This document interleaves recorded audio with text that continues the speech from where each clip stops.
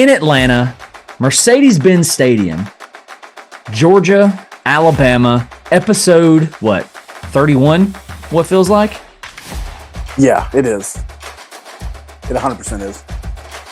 We got a Georgia we got Georgia favored 5.5. We got an over-under of 54.5. ESPN FBI likes Georgia 52.1%.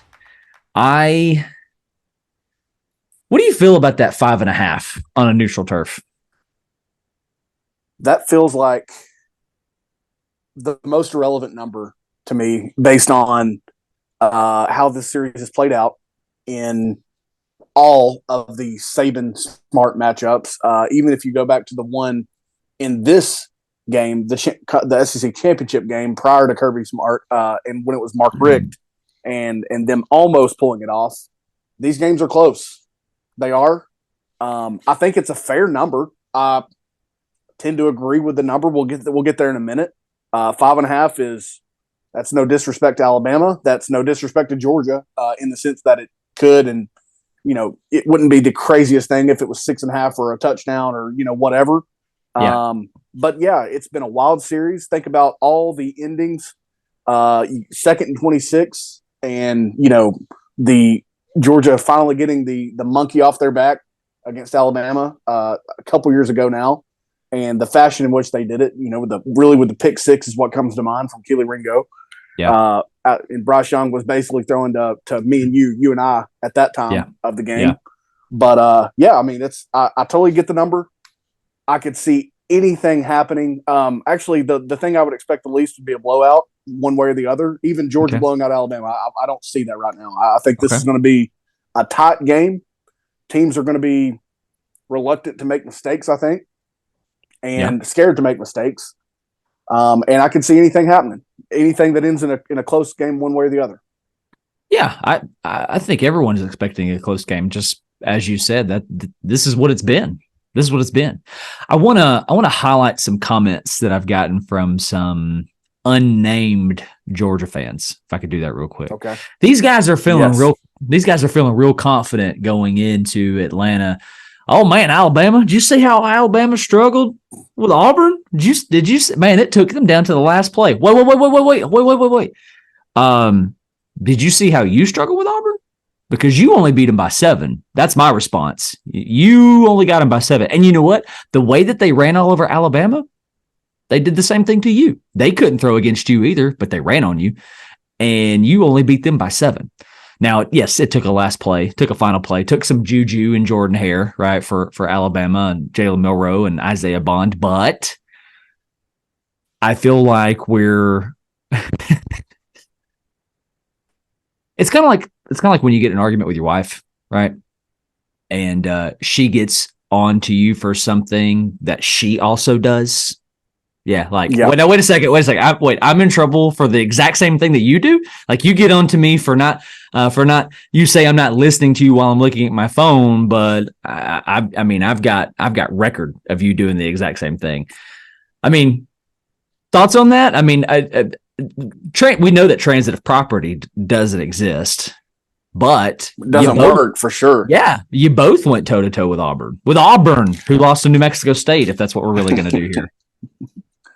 Yeah, I mean, and what will happen is after this game, you'll have I wish I could remember the term that they use for this, but you'll have the chart on social media, probably on Twitter at least, of New Mexico as the SEC champion, this way or the other. You know what I mean? Because the win over Auburn, and it'll even trickle down further than that is what it'll do. But absolutely, the transitive property, the math never adds up like you think it will in these moments. You might see it against worse teams or worse coach teams to where it catches up at times, but it doesn't work in this moment. Basically, the way the Auburn games boiled down for these two teams is for Georgia, it took number 19 being Superman to beat Auburn. That's what it took. Yeah. For Alabama, it took 4th and 31, and neither of those results are great. But at the same time, that's Georgia's worst result of the year. And for Alabama, had they lost that game, it would have been their worst result of the year. It's they lost the Texas game, so you can't say it's the worst result. But Had they lost that game, this loss would have been a little bit stinkier. Yeah, you said 19, Brock Bowers, alluding to Brock Bowers, won the game against Auburn. I'm going to take that a step farther, and I think you'll agree with this. Part of that is on the Georgia staff for not getting him the ball earlier or looking to find ways to get him the ball. I don't think he got touches until late. That sounds correct. He somehow he is still their leading receiver on the year, missing a couple of games with that ankle injury, not playing against Georgia Tech after all the dust has settled. Clearly to me, just resting up and getting ready for Atlanta again. Not that they weren't in Atlanta the week before, but yeah, I agree with you. I think it was, if I recall correctly, it's been the end of September. It feels like that game was not that long ago, but that game's been the end of September since it happened. But if I recall correctly, they did not necessarily get him enough touches going early like they do in other games, like they've done in other years, frankly, of his career. But that's what I recall. Yeah. Okay. Yeah, I got you. What do you think this is? Excuse me. Who do you think this is going to come down to? Who's going to be your X factor? Who's going to be the guy who impacts this game at an extremely high level? To me, it is one of 2 to 3 people, all that wear crimson. Okay. It is primarily, to me, it's hard for me to come off of this. Primarily, it's Jalen Milroe. We've talked about him so much. What Jalen Milroe do we get is what it was earlier in the season. He has obviously taken his performances largely to another level. The sacks have been cut in just exponentially down. They're way down. The interceptions, like I said, I was surprised when we talked about Alabama a couple episodes ago that he's only got 6 interceptions on the year. That's also what Carson Beck has got. Their numbers are really comparable. Aside from the 1,000-yard difference, touchdowns and picks, right on, but there is a 1,000-yard difference between Beck and Milroe. Yeah, you're absolutely correct. I mean, to me, I think Georgia's going to get there. Is my mindset. I'm concerned about Alabama getting theirs because I think that's where Milroe comes in. We've seen reports about Jace McClellan, perhaps being on crutches, not going to be a factor in this game or able to play in it. We've seen that, and he is still Alabama's leading rusher. But to me, it is Milroe, number 1. Number 2, and you could probably call this a 2A and a 2B if you wanted to. Number 2, Isaiah Bond. Number 3, Jermaine Burton. What are those guys able to do? Are they able to get, are they able to do any of the old Alabama things in terms of deep crosses and post routes where they just get separation? It's what Alabama did, especially to Georgia. But are they able to do that? If not, are they able to drive the ball at that point? That's really I'm afraid for Alabama if it comes down to them driving the ball, 7, 8, 10, 12 play drives. I think they need to find the explosive plays, and this applies to everyone. But I especially worry for them if Georgia makes them earn every single yard, so to speak, instead of, Alabama finding some explosion. Yeah. A lot in there that I like. So I'm going to go with Tommy Rees, actually. I think this is the best defensive unit that Bama will have faced thus far, just from all 3 levels, right? Defensive front, middle layers, and then your secondary. I don't know that Alabama's seen anything like this. Not on the year, anyway. I mean, obviously Saban has and so forth, but has Tommy Rees? Yeah. I mean, has Tommy Rees been in a situation before where he's called a game similar to the fronts and coverages and athletes that Georgia has at all 11 positions? Have they seen a Malachi Starks before? Right? Because I mean, I don't know that they have. Now, I mean, you could say, well, they lost to Texas. Okay, well, Texas has got some dudes, right, on the defensive side. Jalen Ford comes to mind. Are they Georgia caliber? Is Tommy Rees? Yeah. That's my point. Like, not quite. I think the Texas is going to be good, right? But I don't think they're Georgia caliber. So my question, reason I'm labeling Tommy Rees is because is he going to be glued? Is he going to be married to a game plan? Is he going to be married to an idea? when that falls through and he's got to adjust, can he? Does he know what to do? It might not even be an issue. Saban might say, "Hey, do this. you're going to do this. Run the ball, Lane." But I think a lot of this is going to come down and hone in on Tommy Rees. Yeah, I can totally see that. I mean, I think to part of your point as well, they're just such a different team. They're such primarily along the offensive line. They've taken, it's hard to even say steps. They've taken leaps and bounds on their offensive line compared to where they were against Texas. Flash forward to UCF where they can't keep anybody upright, and Jalen Milroe didn't play in that game. I get it. That's where they've grown the most. But now this is going to be the toughest test for them. To me, you can't even compare much that they've played to the talent level of Georgia. Definitely the most talented team they've played since Texas. There is no arguing that. I don't think many teams, maybe LSU, but their defense has just been woeful. You got them at home. The talent jump that they're about to face is extreme, and it's been a minute since they've played a team like that. While at the same time they've grown, and I think Tommy Rees has done an infinitely better job as well along the way of finding what works and what gets the job done for this Alabama squad. That's a great point to me, Tommy Rees. Okay, what about this? Who do you think's facing the most pressure? Ooh, you could say one of the two teams. You could say an individual. Don't matter here. Yeah, I guess the way that I feel about this is that Alabama's probably feeling pretty. If they ever feel this way, they're probably feeling fairly grateful to be in this position, because if it's ever looked in doubt, it was looking doubtful for them to make it to this point. Again, in that early season stretch when they couldn't keep anybody upright. Georgia, to me, I mean, they're flirting with a three-peat. I don't think anyone in that shade of red has any pressure come Saturday afternoon and early evening. To me, and as silly as this is, it's certainly, I'm just saying pressure, not saying hot seat whatsoever, but to me, the pressure on, if anyone, is Nick Saban, maybe Tommy Rees, because of the task at hand. But I mean, it's on Saban, I think, to prove that it's not, their title days are not done, and that he can get the last word, or the last win in this case, against his former defensive coordinator. I'm going to go the other way. I think there's more pressure on Georgia, actually. I mean, everybody's talking about a three-peat at this part. Alabama would have to win pretty dang convincingly, and they need other things to happen in order for them to get back in. If Georgia loses here, are they out?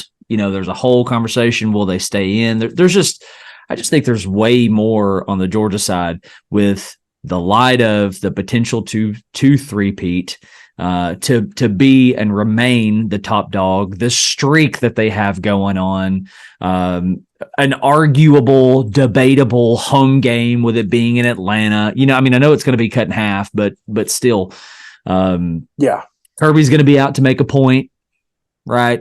Saban's looking to get to try to reverse the roles back in the other direction. POV, I think more pressure is on Georgia, arguably because they have more to lose here. Yeah, that's fair. I guess what happens is if Georgia wins, they establish a streak against Alabama at that point. They establish themselves as, we've got 2 in a row on the old boss, on the old dynasty. It's kind of clear at that point, if it's not already, that they are the new dynasty. And for Alabama, you don't want to allow them to do that. I do think that if early in this game, we've seen everybody score first on Georgia, right? It's actually almost a bad recipe, is the way it's played out. But let's say Alabama gets up 10 or 14 or, God forbid, 17-0, okay? And Georgia then gets the ball back. I think you could seriously see some pressure at that point of, are we still just, trying to overcome the same bunch? We still can't do this. Are we serious? Things like that might creep in. That would be really interesting. I think they need to be pushed in that way, honestly, because they've not been pushed for 60 minutes very often. That's fair. Who's going to be the guy that takes it over? Who's going to dominate? The guy that takes it over? Who's going to? I mean, we talked about X factors, but who's going to be the guy that dominates the thing? Now we're talking about players as opposed to Tommy Rees or units or whatever. Yeah. That is, man. Well, I guess you could say you could say the Alabama running game. You could say the Georgia defensive front, but I mean, who really imposes their will? Man, it's tough. It's tough for me to say anyone in Crimson on this. To me, if anyone takes over this game, I could see Carson Beck doing it with the way that he spreads it around, and then having the greatest cherry on top of Brock Bowers and him having rest coming into this game. Like we talked about, the Alabama running game is at least going to be probably short Jace McClellan, just because the more I see his name on social media, the worse it looks for him to be able to play. And I don't even know what the injury is right now. But so I could see it being Carson Beck. I could see it potentially being, Daijun Edwards. We just had a Kendall Milton game in Atlanta, on the other side of the city, in rivalry week. If anyone, I guess I would go Carson Beck, just as good as he's looked, as high as I've been on him at times. If anyone takes this game over, I think it'll be him. But I think it could play out so close, or maybe again the teams are so tight and they make mistakes, and it's like, well, the defense has dominated this game, and it's we look up and it's like a 17-14 result or something like that. Yeah, there's almost an unwillingness to want to answer that question out of you. Just pure uncertainty. Yeah, and it's the uncertainty for me. I don't think Brock Bowers is going to take over this game for whatever reason. I don't know why that is, but I just think I can tell you why it is. What it is Alabama they will key in on him so much that it'll open up the outside guys, McConkey, Marcus Rosemary, Jack Saint, or the running game. You know what I mean? I don't foresee it being Brock Bowers, but it totally could be. And it's just it's hard for me to see at this point, this far out, who it's going to be. Saban knows a spade when he sees one, and Brock Bowers is a daggum spade on the field, right? He's a freaking baller. And I can see the answer to your question. I can see Saban saying, we're not going to let this guy do this. We're not going to let this guy do this. I expect Saban and that Crimson Tide defense to try to neutralize him as much as they possibly can. I think it's going to be painfully obvious, right? Because that guy, he is that dude. He is that dude. But you're going. Okay, so ultimately, you went down to Carson Beck. I would say this. I'm probably going to agree with you, but we talked about Georgia being, the best team that Alabama has seen, arguably since Texas, maybe all season.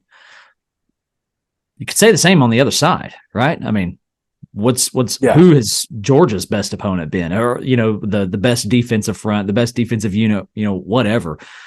So their closest game outside of Vanderbilt, what, Mizzou?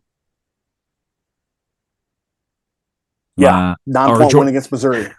Georgia Tech. I mean, you're correct. Yeah, I'm going to take. So my point is Mizzou and Georgia Tech. Georgia hasn't seen anything like this either. Not this year. Yeah. Right. Obviously, these guys are two freight trains who've run into each other multiple times. But in addition to Tommy Rees, I could also say, I think your X factor might be Carson Beck, or might just be the quarterback on the field. Whatever quarterback is on the field, that's your X factor. If you're listening to this episode, you're going, these guys have no idea what they're talking about. I would love for you to try to analyze this one as well. This is a coin flip. It's a crapshoot. Truthfully, the Georgia 5.5 really surprises me. I would have expected that just to be lower. But I guess Vegas, knows something that we don't. Yeah, perhaps they do. I was trying to look back while you were speaking to that, just to see kind of what the most, and I guess the reason that I don't go with Jalen Milroe in that spot of who's going to dominate this game. And obviously he's had his moments and games, that is, where he has been ridiculous on the ground. I mean, whether it's 1 or 2 long runs, whether it's the LSU game where him and Jaden Daniels, probably combined for 600 yards between them. But his high passing on the year goes back to the 7th of October, 321 yards against Texas A&M, and look, they got the deep ball going that day. I remember it. And I think another matchup that I want to mention that I forgot about until kind of again while you were talking is who does Georgia put Everett on? Number 6 out there at corner. He's kind of the softer landing spot for targets. Kamari Laster is as good as you'll see, and this game's going to feature a bunch of great defensive backs. Look at these coaches. Look at what they've done. The guys that you've named, we haven't even talked about guys like Caleb Downs. Alabama's got a kind of baby Malachi Starks on their side as well. Kool-Aid. But Kool-Aid, Terrion Arnold. Who does Everett for Georgia? Who does he guard? And I think that's where you want to try to attack first if you're Alabama. That's fair, man. That's fair. Well, let's go ahead and avoid the inevitable, and let's make some predictions on this thing. Do you want to paper, rock, scissors to see who goes first? Because I don't want to go first. Let me do it. I'm going to do it. I told you I was going to wing it when we were talking about this game. I'm going to rip the Band-Aid off, and let me say for the 11th time, I couldn't really be more lost on what's going to happen. I'm going to be pretty chalky probably for these games that we talk about. And in this one, as I look up the over-under at 54.5, dang, I'm going to be close to that. I'm going to go with Georgia, 30, Alabama, 24. Wow. Okay. So we're really close. We're really, really, really close. So here's my thought. All things have got to come to an end. At some point, this streak has to end. And I'm gonna add into the equation. Saban is still that guy. He's going to continue to be that guy until he dies on the sideline. Bama flexes their muscle. They find a way. Okay. They do it. I don't know how, but I know that it's close. I'm going to take Bama 27-24. All right. You said 30-24 Georgia. I'm saying 27-24 Bama.